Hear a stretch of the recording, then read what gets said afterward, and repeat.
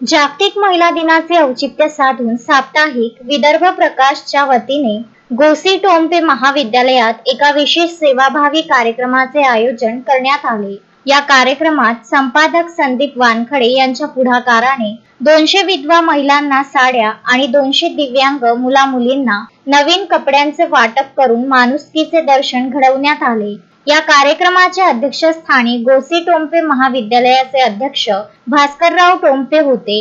प्रमुख पाहुणे म्हणून अचलपूरच्या नगराध्यक्षा रुपाली मातने, अखिल भारतीय पत्रकार संघाचे राष्ट्रीय अध्यक्ष मनोहर सुने आणि सुरेखा ठाकरे उपस्थित होत्या।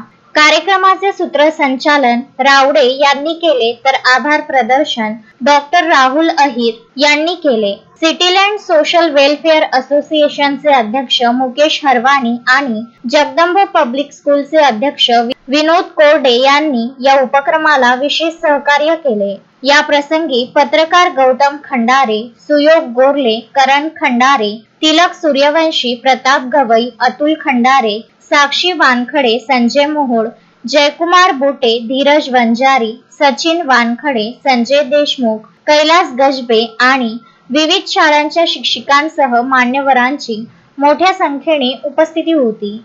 पंकज साबू, विदर्भ न्यूज, अचलपूर।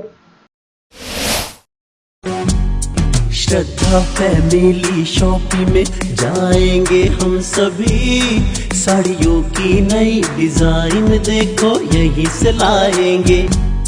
श्रद्धा फैमिली शॉपिंग में जाएंगे हम सभी, लेडीज जेंट्स बच्चों की हर फैशन लाएंगे सभी।